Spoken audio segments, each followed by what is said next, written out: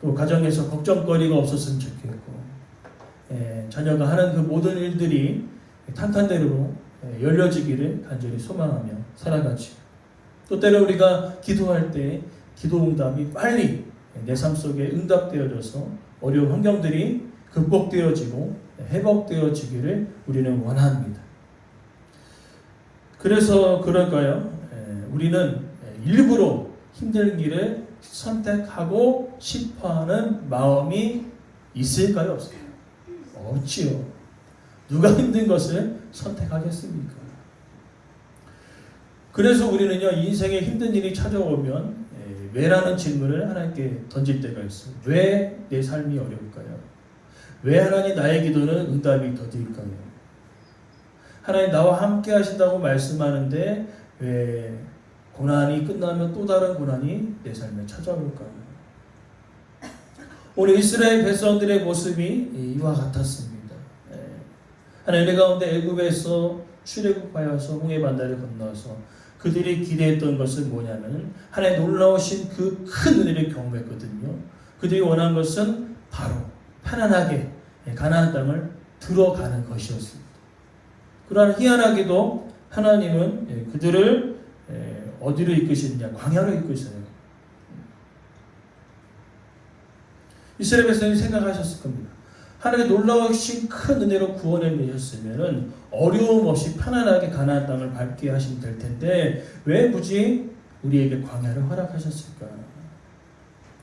오늘 본문의 말씀을 통하여서 우리는 이 광야라는 의미를 정확하게 우리가 좀 해석하기 원하는데, 광야는 의미 없는 시간이 아니었습니다. 광야는요, 이스라엘 백성들을 훈련하여서 그들을 믿음의 사람으로 세우는 아주 중요한 훈련 과정이 되었다는 것이죠. 마찬가지로 우리가 예수 그리스도의 믿음을 통하여서 편안한 길을 원하죠. 힘든 길을 선택하고 싶진 않습니다. 그러나 왜 굳이 하나님은 우리에게 광야라는 곳을 던져주셨는가? 그것은 바로 그 광야라는 훈련을 통하여서 나를 다듬어 가시고 나를 새롭게 하시는 놀라운 하나님의 은혜의 손길이었음을 우리들로 하여금 깨닫게 함이 이었다라는 것입니다. 오늘 본문의 말씀을 통하여서 이 광야, 이 특별히 말씀을 우리가 생각하면서 우리의 기도가 바뀌어지기를 원합니다. 하나님, 광야를 빨리 통과했으면 좋겠습니다. 라기보다는 하나님, 광야를 통과하면서 내 믿음이 더 연단받기 원합니다. 광야를 통하여서 나의 기도가 더 깊어지기 원합니다. 하나님, 광야를 통하여서 하나님의 깊은 사랑을 더 느끼기 원합니다. 오늘 말씀을 통하여 우리의 기도가 이렇게 변화되어지기를 간절히 소망합니다. 첫 번째로는요, 광야는요, 함께 따라합시다. 우리를 낮추어 하나님을 의지하게 합니다. 아멘. 오늘 본문을 말씀 보니까요, 2절 말씀에 기억하라라고 얘기하면서 너를 낮추며 라고 이야기하고 있습니다. 광야 훈련을 통하여서 이스라엘 백성들을 낮추신다라는 겁니다. 여기 낮추신다라는 것은 사람을 무시하거나 비참하게 만드는 것이 아니라 자기 힘을 너무 믿고 살아가는 그들을 향하여 자신의 한계를 깨닫게 하신다는 의미를 가지고 있어요. 낮춘다. 즉 우리의 인생을 살아가면서 우리는 때로는 착하며 지내갑니다. 편안할 때, 일이 술술 잘 풀릴 때 내 지혜와 능력이 대단하기 때문에 지금 나는 이만큼 살아왔다라고 착각하며 살아갈 때가 있다라는 것이죠. 그럼 오늘 이스라엘 백성들에게 이 광야를 허락하신 이유는 그것을 깨트리기 위함이라는 겁니다. 우리 인생을 살아가면서 하나님의 도우심이 있었기에 오늘 우리는 이곳에서 함께 예배할 수 있는 은혜를 가졌음을 우리는 기억합니다. 그래서 하나님은요, 이 광야를 통해서 이스라엘 백성들과 끊임없이 가르치시는 것입니다. 너의 인생 가운데 너의 힘으로 된다라고 이야기하고 있지만 내가 너를 붙들지 않고서는 하루하루를 살아갈 수 없는 연약한 존재임을 광야를 통해서 깨닫게 하여 주신다라는 것입니다. 그러면서 우리에게 유익이 뭐냐? 내가 할 수 있는 것이 생각보다 많지 않구나. 이 광야, 어려움을 통하여 고난을 통하여 우리를 깨닫게 하시는 거죠.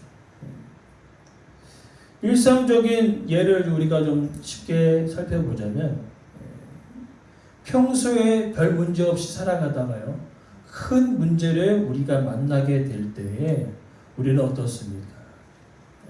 우리는 내 방법으로 모든 것의 문제를 해결하려고 합니다. 아는 사람에게 전화하기도 하고, 모르는 것을 인터넷을 뒤져보고, 스마트폰을 뒤져보고, 돈으로 해결해 보기도 하고, 여러 가지 다양한 방법을 동원해서 건강상의 문제나 경제적인 문제를 해결해 보려고 노력한다는 거죠. 그러면서 아무것도 해결되지 않았을 때 이제 하나님의 전에 나와 이렇게 기도합니다. 하나님, 이제 내가 할 수 있는 것이 아무것도 없습니다. 주님 도와주십시오. 이것도 필요하죠. 그러나 하나님께서 원하시는 것은 뭐냐면은 하나님이 마지막이 되어지지 않기를 원한다는 겁니다. 무슨 말이냐? 뭔가를 다 내 힘으로 다 해보고 안 돼서 하나님을 찾기보다는 뭐예요? 먼저 하나님을 찾아 나와 기도하기를 원하신다는 거죠. 이것을 우리가 좀 더 쉽게 설명하면 이렇게 되는 겁니다. 함께 따라합시다. 하나님을 마지막 수단으로 삼지 맙시다. 아멘. 하나님은 마지막 수단으로 삼는 것이 아니라 여러분 먼저 찾기를 원합니다.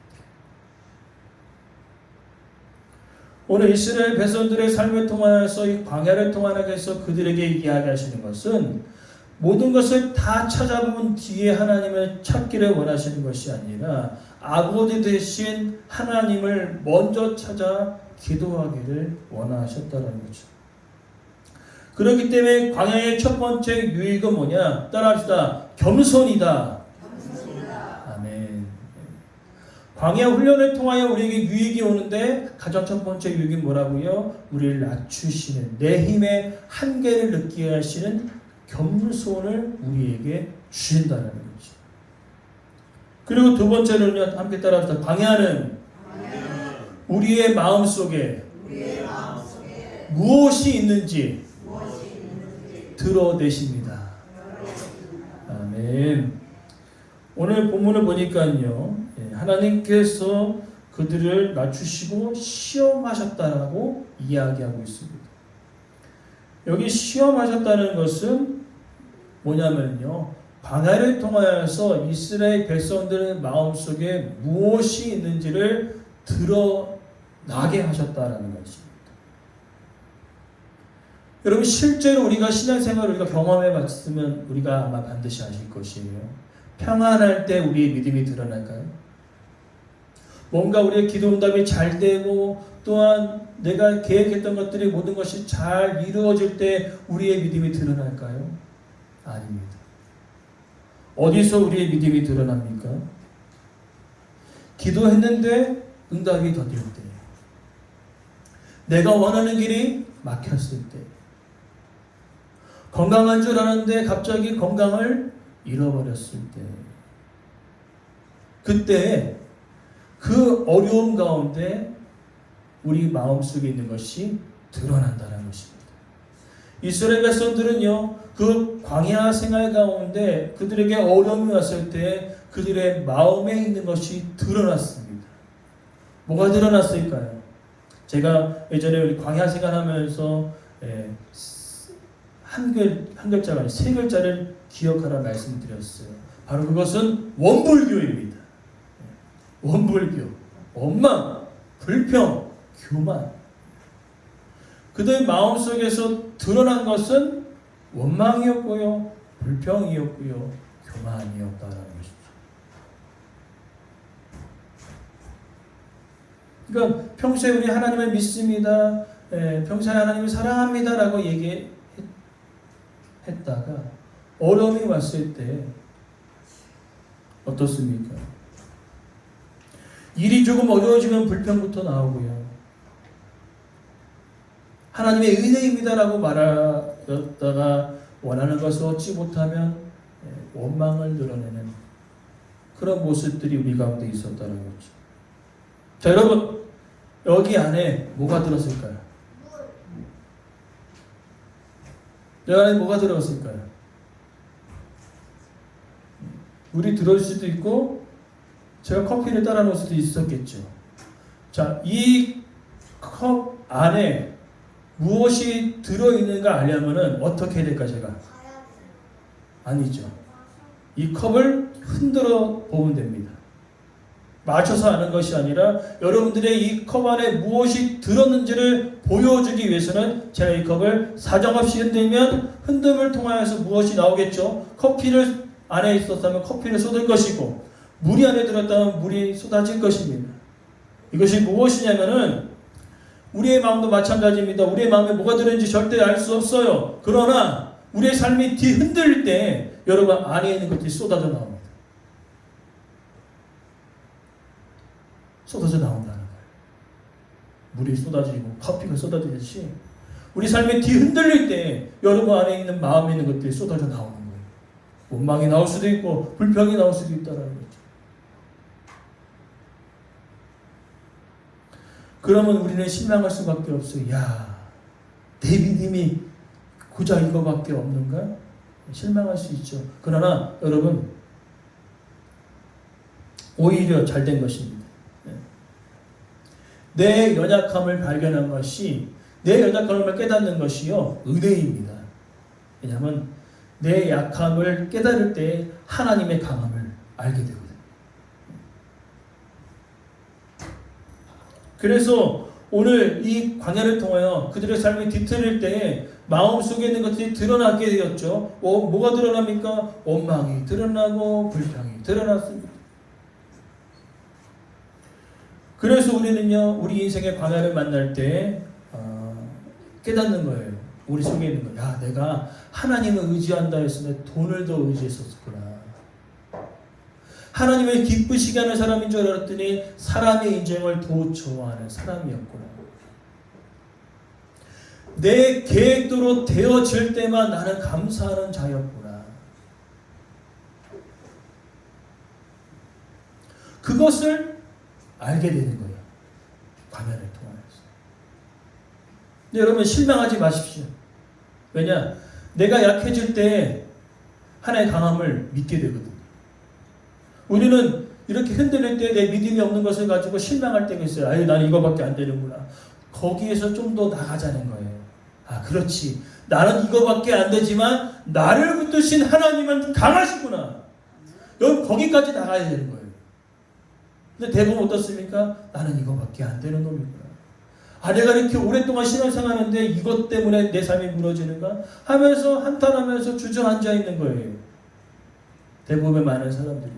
소망하는 것은 주저앉지 마시고 주저앉았다면 다시 하나님께서 일으켜 세우심을 믿고 일어서는 저 여러분의 삶이 되길 간절히 소망합니다. 그래서 광야의 두 번째 유익은 뭐냐? 약할 때 강함 대신 하나님을 바라보게 된다는 거예요. 이게 우리의 유익이라는 겁니다. 세 번째는요, 따라서 광야는 사람이 무엇으로 사는지 가르쳐 줍니다. 아멘.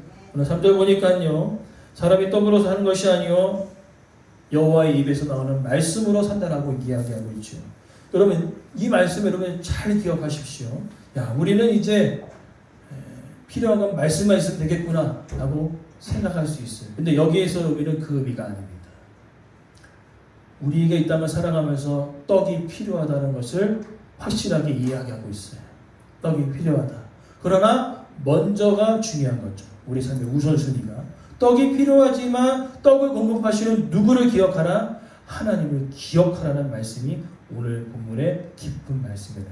떡으로 살 것이 아니라 하나님 입에서 나오는 말씀으로 살 것이다 라는 그 의미는 뭐예요? 우리 인생에 떡이 필요하다. 그러나 떡을 공급하시는 하나님을 잊지 말아라 라는 것을 이스라엘 백성들에게 이야기해 주고 있는 것입니다. 여러분, 광야는 어떻습니까? 광야는요, 돈이 있어도 먹을 것을 살 수 없는 것입니다. 그럼 광야는 어떻습니까? 아무리 지혜가 있어도 물을 만들어낼 수 없는 것이 광야입니다. 그러면 이스라엘 백성들이 이 광야를 통해서 깨달아야 될 것은 뭡니까? 내 능력, 내 지혜가 아니라 매일의 필요를 채우시는 하나님을 기억하라는 거죠. 우리 인생 가운데 삶의 우선순위를 돌아봐야 된다는 거죠. 무엇 때문에, 그죠? 무엇 때문에 내가 하루하루를 살아갈 수 있는 것인가? 저는 오늘 이 본문의 말씀을 통하여서 하나님께서 1년치를 한꺼번에 주셔서 얼마나 좋았을까? 1년치 그냥 창고에 딱 채워놓고 매일매일 이렇게 먹으면 얼마나 좋을까라고 생각했는데, 그것이 아니라 하나님은요, 매일매일 하나님을 찾기를 원하셨다는 거죠. 오늘 우리의 필요가 있고요, 내일의 필요가 있습니다. 오늘의 필요와 내일의 필요가 같을까요, 다를까요? 다릅니다. 왜 하나님께서 매일매일 그들에게 만나를 공급하셨느냐? 너의 인생 가운데 매일매일 하나님을 의지하며 살아가는 믿음의 백성이 되도록 훈련하셨다라는 거죠. 너의 인생 가운데 나를 의지해야만이 살 수 있음을 만나를 통하여서 훈련을 하셨다라는 거죠. 그러기에 우리는요, 어제 받은 은혜도 필요하지만 오늘의 은혜도 필요하다는 거죠. 매일 하나님의 은혜가 필요한 존재임을 우리는 기억하라라는 거죠. 그래서 광야의 세 번째 유익은요, 바로 이것입니다. 따라합시다. 삶의 중심을 다시 하나님께로 돌이킨다. 아멘. 삶의 중심을 하나님께로 다시 돌려놓는 것이 광야의 유익입니다. 이제 마지막으로 살펴볼 네 번째 유익은요, 함께 한 번 더 따라합시다. 지나온 삶 속에서 하나님의 보호를 발견하게 됩니다. 아멘. 여러분, 놀라운 하나님의 기적이 4절 말씀이 있습니다. 여러분, 광야입니다. 광야. 평지도 아니고 광야입니다. 뜨거운 것이죠. 뜨겁고 차가운 것이 계속 번갈아 가며 있는 그곳에 여러분, 의복이 40년 동안 헤어지지 않았대요. 신발이 상하지도 않고 발이 부르트지도 않았다는 것입니다. 얼마나 큰 은혜입니까? 네. 제가 이 옷을 40년을 입었는데 헤어지지 않는다면 놀라운 일이 아닙니까? 제가 이 신발을, 지금 신고 있는 신발을 40년 동안 신어도 닳지 않는다면 얼마나 놀라운 일입니까? 이 말씀은 뭐냐면은, 광야를 지나면서 힘들까요, 안 힘들까요?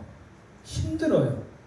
근데 이스라엘 백성들이 하나님을 더 기억합니다. 뭐입니까? 힘들 때 하나님께서 그들을 붙잡아 주시고 보호해 주셨다는 그것을 그들이 발견했다는 거죠.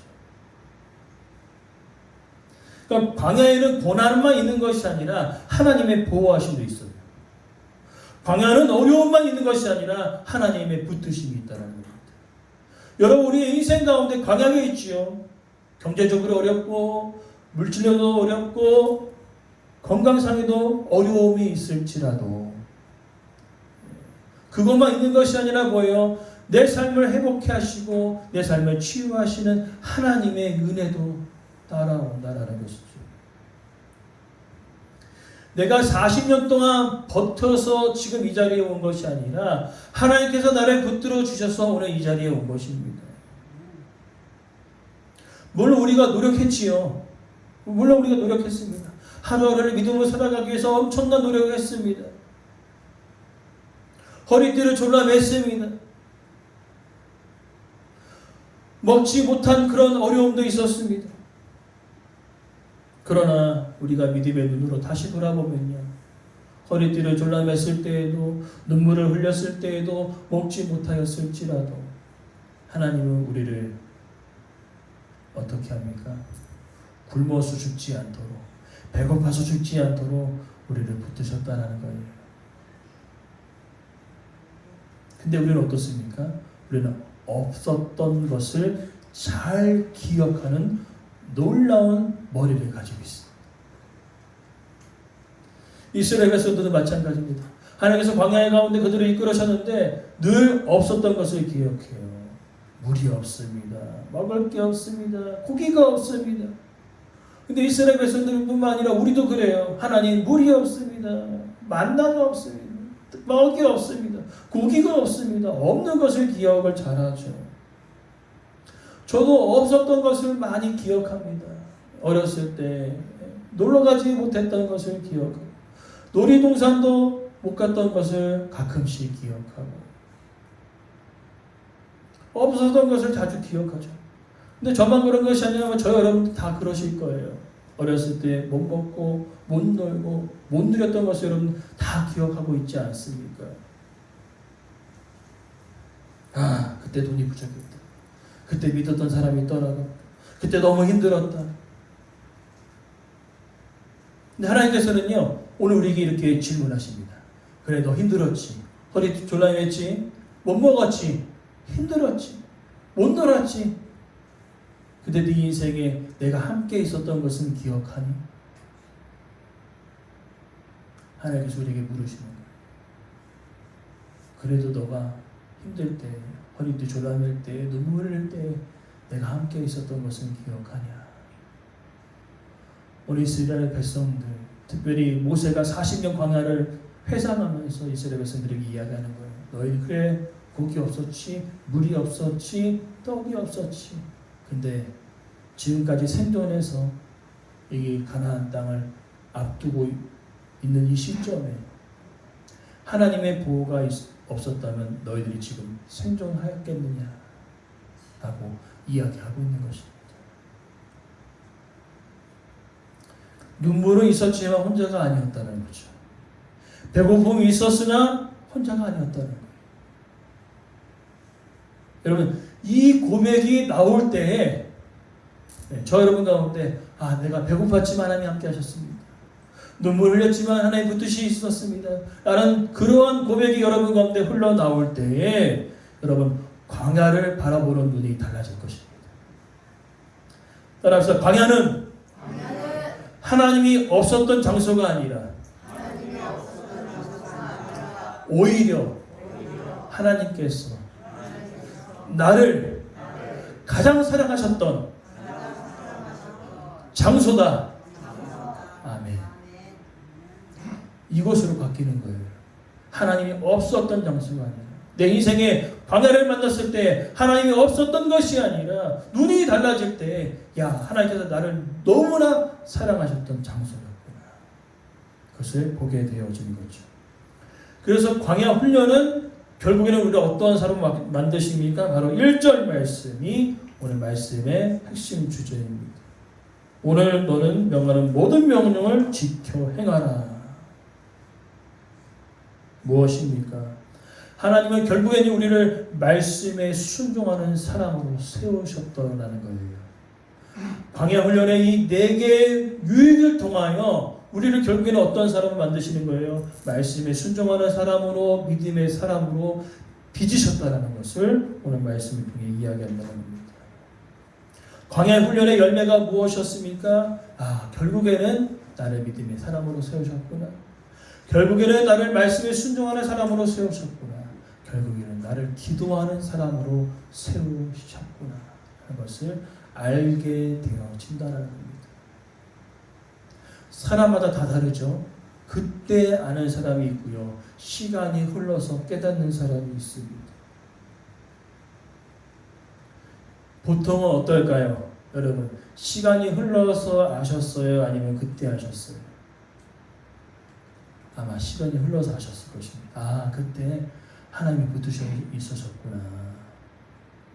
마치 우리가 부모의 은혜를 나랑 똑같은 말 안 듣고 지지리도 그냥 짜증나는 나랑 똑같은 아이를 내가 키울 때 부모의 은혜를 조금 느끼는 것처럼 광야를 지나보니 야, 하나님의 은혜였구나. 지나가서 알게 되었던 경우들이 우리는 많아요. 그렇지만 그것을 경험했던 우리이기에 광야는 뭐예요? 하나님의 없던 장소가 아닌 하나님이 나를 붙드시고 이끄셨던 장소로 여러분들이 기억하고 계심을 믿습니다. 그렇기 때문에 여러분 오늘 말씀을 통해 여러분 이것을 기억하십시오. 컵에 무엇이 있는지를 보기 위해서는 이 컵이 흔들려야 보입니다. 즉 우리의 마음에 삶이 뒤틀리고 흔들릴 때 여러분 안에 있는 모든 것들이 쏟아져 나올 것입니다. 그것이 불평이 원망이 아닌 하나님의 은혜였고 하나님의 붙드심이었고 하나님의 놀라우신 보호였습니다라는 것이 여러분 마음속에 흘러나오기를 간절히 소망합니다. 그래서 광야를 지나가기 전과 광야를 통과했을 때 여러분의 믿음이 동일하다면 광야를 통과하기 전과 통과 후에 여러분의 삶의 모습이 동일하다면 지난주 우리 말씀을 통해 설교했듯이 복음을 믿기 전과 복음을 믿기 후의 삶이 동일하다면 오늘 우리 믿음을 점검해야 합니다. 내 안에 정말 예수 그리스도께서 계시는가? 내 안에 성령님이 역사하시는가? 소망하는 것은 광야 전과 광야를 통과한 후에 우리의 모습이 조금이나마 달라지기를 소망합니다. 그래서 하나님께서 정말로 나를 다듬으시고 나를 훈련시키셔서 결국에는 믿음의 사람으로 세우셨구나. 그것을 깨닫는 그런 은혜의 하루하루가 되어지길 간절히 소망합니다.